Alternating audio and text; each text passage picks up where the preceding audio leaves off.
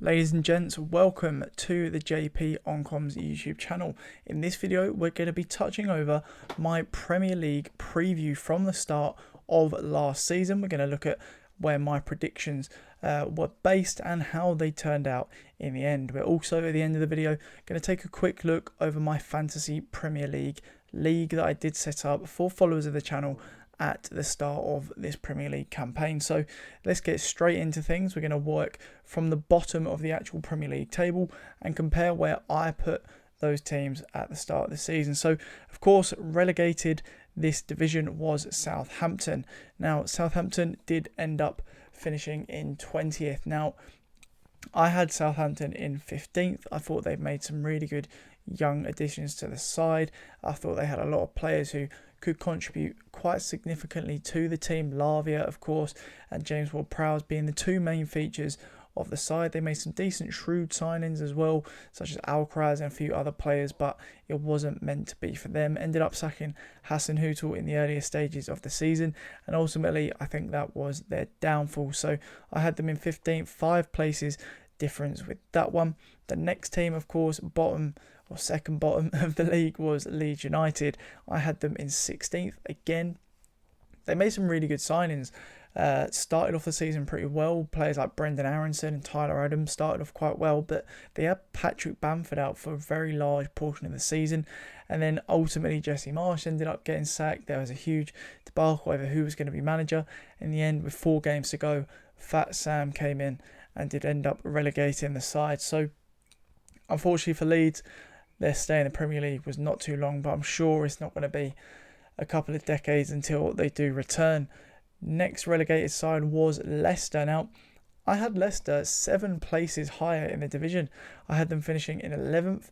I thought Brendan Rodgers is a very good mid to upper mid-table manager. He's someone who's very comfortable in that region, and he had some good players at his disposal. Jamie Vardy, unfortunately, out of favour throughout the most of the season, but they had other good players in the side. James Maddison, Patson Daka, players like Castagna and Dewsbury Hall, all good players, but ultimately I think that one of their main downfalls really was the defence. I mean, losing Wesley Fofana to Chelsea, having players like Wout Faes making mistake after mistake week in, week out with very little options to try and replace him. Losing Kasper Schmeichel as well, insanely good for them over the last few years.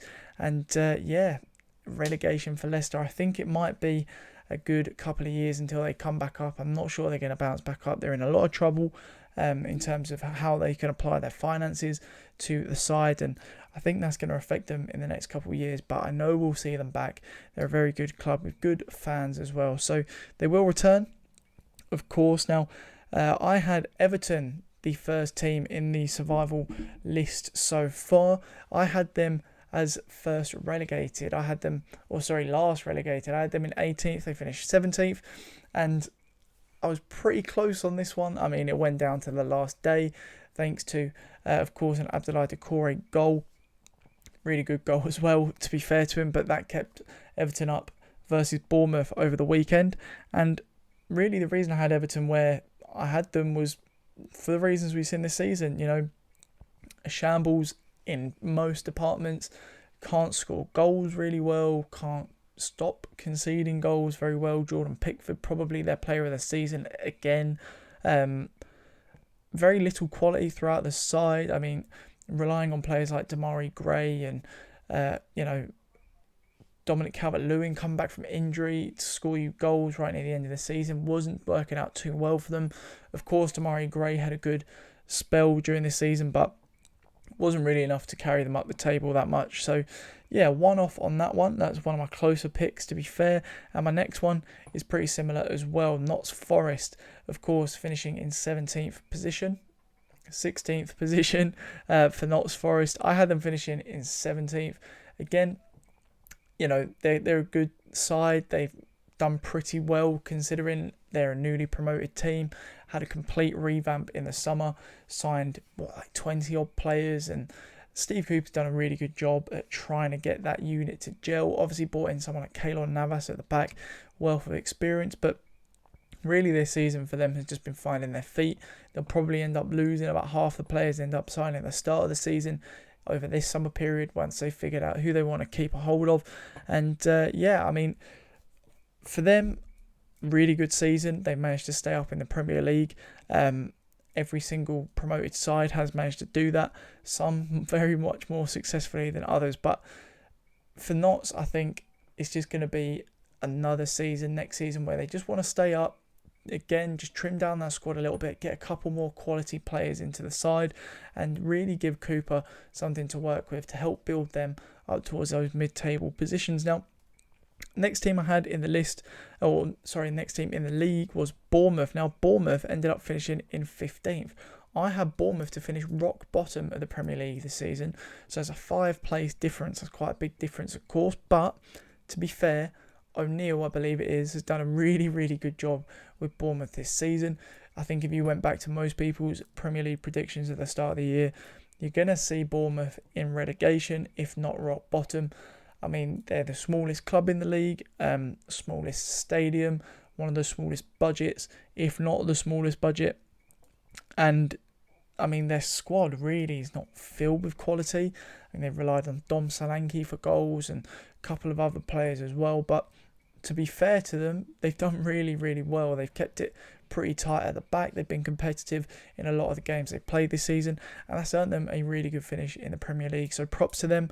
They're a team I want to see continue to build in the Premier League. A team that I've got a lot of time for. Bournemouth, I know a lot of people don't really fancy them because they're not, a traditional Prem side, and they're a lot smaller than other clubs, but that's what football's all about, working up from the lower divisions, and I'm sure Bournemouth fans will be ever grateful that their team has retained their spot in the Premier League. So next team in the list, 14th position in the table, was West Ham. Now, I had West Ham to finish in 7th. Hold your horses. Don't shoot just yet. I've got a little bit of justification. Again, I think it was a little bit too far in terms of my expectation for them. Didn't really take into account the fact they had European competition this season. I think they would have finished quite a bit higher, maybe in that mid-table reach, if they didn't have European competition, but they are in the Conference League final, and they're looking pretty good for it. Obviously, it's going to be a really tough game for them. Trying to remember who they're playing, Fiorentina, side who find themselves, I think, 8th in the Serie A, so it's going to be a tough test. But they've got some good players in the side. Lucas Paqueta, someone who come in, I thought was going to be very good for them. He has been. But again, they kind of lacked in key areas of the pitch.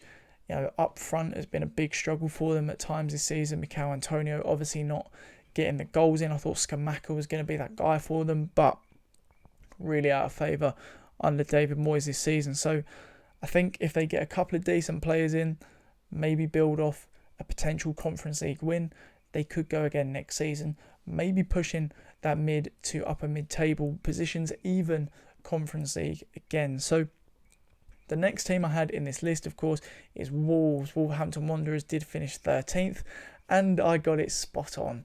I think it's very easy to kind of put Wolves in that kind of lower mid-table stretch, that kind of 10th to 14th. They weren't looking great. Obviously, Jimenez has had some serious injuries. They're losing managers, but they got Lopetegui in the earlier start of the season, and he's done pretty well for them, to be fair.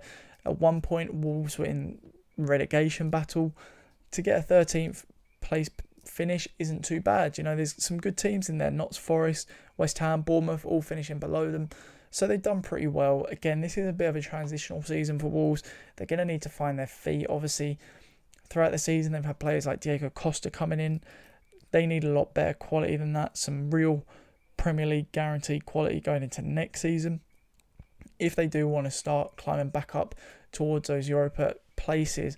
Of course, they were in and around there a few years ago, but did just miss out. So if they want to get back up there, they're going to really need to strengthen the side. Now, this is the next club in the Premier League. Of course, it's Chelsea, 12th place finish for Chelsea. If you're a Chelsea fan, what an absolute disaster. I mean, obviously losing Thomas Tuchel at the start of the season, big falling out with the new board of directors and the new ownership under Todd Bowley. really didn't go well for them. He ended up making up most of their points, or a decent amount of their points, really throughout this season.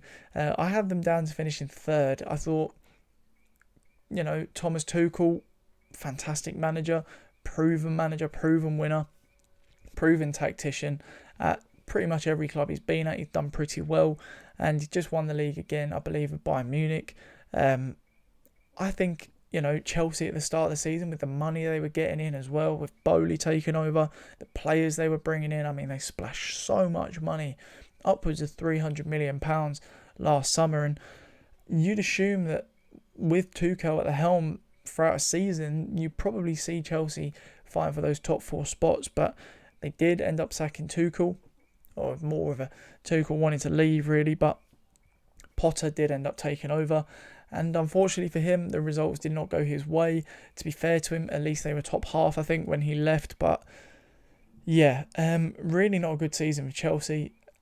It was a transitional season, but of course you've got to have that patience as a fan, and teams in the traditional top 6 don't have that patience. When your team is floating around mid-table more than halfway through a season, you've got to start asking questions of the manager. Results have to be immediate. It's a very cutthroat business. It's Premier League football and world. So unfortunately for Potter, ended up losing his job today, actually, when I'm recording this video. I think it's the 29th of Monday, bank holiday. They've just appointed Mauricio Pochettino. So it's going to be interesting to see what he can do with this team. It's going to be interesting to see if he brings in the likes of Harry Kane for next season. Of course, Chelsea have really lacked a striker this season. 38 goals in 38 games is nothing short of abysmal, really, for a team of Chelsea's quality. So we'll see what they can do next season. Now, for the first time ever, Crystal Palace have actually achieved a finish higher in the Premier League than Chelsea. Crystal Palace did finish in 11th. I had them to finish in 10th. So in and around that expectation, of course, did lose Patrick Vieira throughout the season. Another team who were in and around that relegation scrap. Did look like they were in a bit of trouble under Vieira at times, but they've got a lot of young, bright players. Eze, Olise, of course, experiencing Zaha and Ayew and other players like Edouard. A really good side, Crystal Palace. They've got some good defenders as well, with Gahey and a few others in and around that back line. So I think they're going to improve next season as well. But again, in and around that mid-table position is where I had them. That's where they ended up finishing. Pretty happy with that one. Now, the next team in the league, a 10th place finish, was Fulham. Now, Fulham is by far away the worst shout I made in this prediction lineup. I had them finishing in 19th. I looked at their team. I thought it didn't particularly strengthen that well. I thought they'd made a couple of decent signings in Palhinha, but, looking at their back line, I didn't really see them keeping many clean sheets. But turns out they've had a really, really good season at the back. I mean, you've got players like Tim Ream, who's been fantastic for them. Adarabioyo, I don't know how to say his name. I think it's just Tosin, so I'm just going to call him that. But a couple of other good players at the back for Fulham as well. Obviously, Palhinha has been one of the standout players in the league this season, making many people's team of the seasons in that midfield area. Mitrovic has been sensational. I didn't back him at all on his return to the Premier League. Obviously, he's not had much success here before, but this time he was absolutely fantastic. And then you've got players like Willian and Harry Wilson all contributing to the side as well. Even Decordova-Reid, a couple of other players in that forward line. Vinicius filling in really well after Mitrovic was suspended. So really, really impressed by Marco Silva's Fulham side. I think if they can improve and manage to attract some better talent as well, strengthen in some key positions, get some more good depth in the squad, they're going to be able to build on that for next season. Again, could be another team that's pushing those kind of upper mid-table positions, 9th, 8th, maybe even a conference position in 7th. So really good season for Fulham. And speaking of another team that had a really good season, Brentford. I think at the time of recording the original prediction, they still did have players like Christian Eriksen at the team. Of course, he ended up at Man United in the end. So I had Brentford finishing in 14th. They ended up finishing in 9th. So I was 5 off on that one. But again, I think Brentford have outdone everybody's expectations this season. Thomas Frank has done exceptionally well. Of course, money football, whatever it's called, money ball tactic that they use of bringing in players on the cheap based off statistical analysis is, of course, a really good system that works so well for them. Obviously, Ivan Toney's been one of the standout players in this season. It's going to be interesting to see how they adapt next season. Of course, Ivan Toney has received a suspension until 2024 because of gambling charges. So, yeah, it's going to be a tough one for Brentford next season, but they've done exceptionally well this year, made some really good, shrewd signings, and I think if they can do that again, they're going to be absolutely fine next season. I can't really see much trouble for them. Next team in the league, of course, was Tottenham Hotspur, an 8th place finish for them. At the start of the season, it looked so prosperous for them. Everybody was saying they've won the transfer window, made some really, really good signings. I mean, Richarlison, of course, was quite expensive, but you all expected him to fit in to that forward line really well. Of course, they ended up signing a couple of other players like Jed Spence as well, another good young player, and a couple others in there too. But it all went wrong, didn't it? It all went wrong. I mean, Antonio Conte, a proven winner again. Everywhere he goes, he wins something.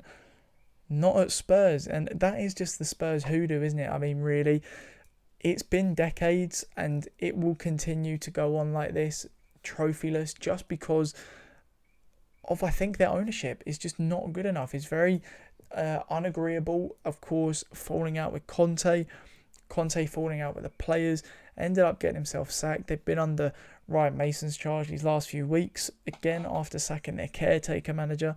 Can't remember his name, Spalletti or something like that. But yeah, it really all fell apart for Tottenham this season. Harry Kane, of course, just hit 30 goals in the Premier League, and it really isn't good enough, is it? I mean, when you've got a player performing that well week in, week out, and of course a bountiful of assists as well, to be able to fall apart around him really is just so poor, and it makes you question if Kane is going to leave this summer. Of course, Pochettino going to Chelsea, Man United sniffing around. There's a few teams there that he could leave to, but you know, he's Spurs through and through, so you never know. They may keep hold of him, but he's going into the last year of his contract too. So again, Spurs are really going to have to shape up if they want to achieve anything of any sort next season. European football is almost a must, because otherwise they're going to start losing some really big players. So yeah, I was 4 off. I had them in 4th place. Like I say, I was one of these people that thought they'd won the window. They'd done really well, got Conte in. It was going to be a good season, but unfortunately for them, that was not the case. Now, Aston Villa ended up finishing in 7th on the final day of the season, did bag themselves a cheeky European tour for next year. Now, I had them finishing in 9th. I thought under Gerrard, someone who's coming in with not too much of a reputation, looking to find his feet in the league, they'd achieve a sort of mid-table finish. Like I say, I had them in 9th. Under Gerrard, things went really, really poorly. Again, another team in the early stages of the season looked like they were in a relegation battle. And with the quality they've got, it's hard to understand how, because you've got young players like Jacob Ramsey, Tyrone Mings, of course not too young, but in around his mid-20s, and a decent player, has played for England as well. Ollie Watkins, another good player, and a few others, Leon Bailey and John McGinn too. So lots of decent players in there for Villa. Lots of players who you think would be more than capable of achieving a mid-table position. It was not the case under Gerrard. He went, and in came Mr. European competition himself, Unai Emery. Mr. Good Evening, and indeed it was a good evening for Villa, of course, this weekend, achieving a European spot, 7th place in the league. What a turnaround it's been for them, and I'm really happy for them. You know, I've got friends that are Villa fans. They're delighted, would not have expected this in a million years at the start of the season. So, you know, props to them, props to Emery. I think they're going to do pretty similar next season. They're going to be in and around that kind of 7th to 8th spot, I think. So yeah, really good season for them. Brighton was a team who did end up finishing 6th. I had them finishing in 12th, so a 6 difference. I don't think that was necessarily a bad shout from me. I thought, you know, they're looking a bit transitional, losing some decent players. Cucurella, of course, leaving the start of the season. Players like McAllister and Caicedo, all, you know, not quite there yet in terms of their top class ability. Of course, now at the end of this season, we know that is not the case. They are very, very good players indeed, and are going to be earning themselves some big, big moves to top European sides. So, yeah, I mean, a 6th place finish, that's much higher than I had tipped them, but I thought under Potter at the start of the season, they would have done pretty well. Having bought in De Zerbi, I mean, again, another manager in contention for Manager of the Year. Had a really, really, really good season. Brighton are going to be in the European competitions next season, the Europa League with Liverpool. So, massive, massive respect to them. They've tied down a couple of good players as well. Evan Ferguson, Kaoru Mitoma. I mean, Evan Ferguson's a really bright young prospect. He's very, very young, but he's still bagging goals. And I think he's just signed a 4 or 5 year deal as well. So, yeah, I'm really excited to see where Brighton are going to go. They're my second team in the Premier League. You've always got that one team that's not your team you've got a soft spot for. I love Brighton. I think they're a really good outfit. I love exactly how they play football. I love how their club is run. They're certainly up there with the best run teams in the Premier League, and you can see that from this season. So, massive props to them. Unfortunately, not too good for my predictions. Now, 5th position in the Premier League was Liverpool. Another team who had a bit of a nightmare season, really. Not quite on the level of Spurs and Chelsea, but only Europa League for them. And Liverpool is my Premier League team, if you can call it that. Of course, if you do watch other content on this channel, I'm a big Maidstone fan, but been a Liverpool fan since I was a very, very young child. So, unfortunately, they do somewhat come first in terms of my loyalties lying. I feel like I've got a big, big connection to them there. But yeah, a really disappointing season. I think the biggest problem for us this season was a lack of midfield. I mean, we've really relied on Henderson, Milner, Fabinho, who unfortunately has not been anywhere near the standard he's set in the last couple of years. Neither is Henderson, to be fair, but too much reliance on players like Harvey Elliott and Curtis Jones, Stefan Bacecic as well, who maybe in years to come can be good Premier League players, but at this moment they're far too young to have that responsibility of a top European side. So yeah, it's not gone well for Liverpool, but with a few incomings, I think they can do better next season. I tipped them for the Premier League at the start of the year. I tried not to let my Liverpool fan bias get involved in that one, and my justification was because I thought they had a pretty cemented side. I thought, Thiago, Fabinho, Henderson, it's a good midfield three. Keep them fit, keep them firing. Add in the likes of Darwin Núñez to the side. Arthur as well, a decent rotational player. And they might be all right, They're not making too many changes. A couple shrewd additions to the side in the likes of Núñez and other players like Cody Gakpo as well, of course, joined in January. Wouldn't have featured in this prediction, but we always knew there was going to be more coming for Liverpool throughout the season, but it really just didn't work out. And yeah, maybe next season. Now, the next team in this league, of course, was 4th place Newcastle. I had Newcastle doing pretty well this season. I had them finishing in 8th. And again, they've exceeded expectation. Eddie Howe was turned what was a relegation candidate side over the last couple of years into a team who's going to compete in the Champions League next year. Now, Sean, who features on the channel very regularly, you would have seen him on the Off Air podcast, is a Newcastle fan. And the man was in tears, I'm pretty sure. I don't have it confirmed, but I know for a fact he was, just in my head, that he was in tears over how this season's gone for Newcastle. I mean, it's been nothing short of sensational.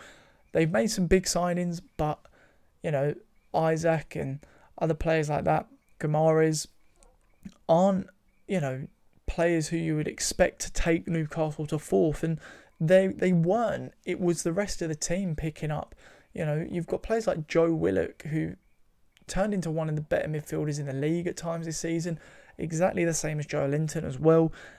Callum Wilson stayed fit for pretty much the entire season, and he bagged a crap ton of goals for them. So really, really good to see them do that. I mean, who knows what their potential is. They are the richest club in the world. It's going to be an interesting next few years for Newcastle. I could see them picking up a league title within the next 5 years. It depends how things go. But they ended up finishing 4 places above where I put them. Props to them. Manchester United, the next side in this team. I had them finishing in 6th. I thought Eric Ten Hag coming in, trying to deal with Cristiano Ronaldo. Of course, having Harry Maguire and other players like that at the back was going to be a tough season for them. But he's dealt with all the problems really, really well. Has not really let this season affect him in terms of transition that much. Binned off Ronaldo really early on, binned off Harry Maguire really early on, and they ended up picking up a Carabao Cup win as well, the first piece of silverware, I believe, in about 6 years for Manchester United. So really good season for them. Ended up finishing in third, 3 places better off than where I had them.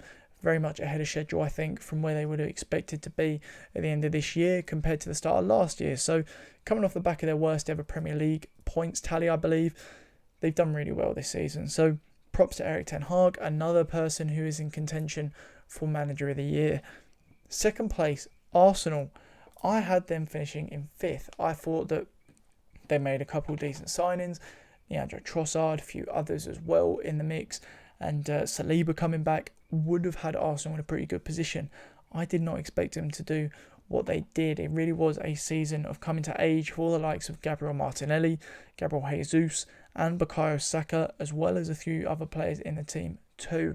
And I mean, they did really, really well. Unfortunately, this last month or so, they dropped off way too much. The draw against Liverpool, draw against West Ham, I believe a draw against maybe Southampton as well, 3 in a row. 3 points from 9 in the most important stage of the season, the final run-in, is not where you want to be. And unfortunately, that did cost them. If they can get a bit more experience in, a bit more squad depth, a good maybe backup centre-back, they could be all right for next season. They could challenge again. But I think it's going to be really hard to compete with the team that finished first, and that is Manchester City, of course. Another good season from them. Below par for them at times for a large portion of the season, really. But they did what they do. They went on another sensational winning run. Another, 9-game win streak in the most important stage of the season. And that's where Arsenal faltered. For them, it's business as usual. Erling Haaland is just a robot. I'm convinced he's some form of AI. I don't know what people have to do to stop him scoring goals, because people know how to stop Erling Haaland, but knowing what to do and actually doing it is a million times harder than it seems. Obviously, obliterate goal records this season. I think he ended the season with 38 goals in the Premier League. I don't know if anyone's ever going to beat that. He's probably going to win a treble. I mean, City versus Inter in the Champions League final. You like to imagine there's only one winner there. FA Cup final against Manchester United. You'd imagine there'll only be one winner there, but again, finals stuff goes out the window. Derby stuff goes out the window.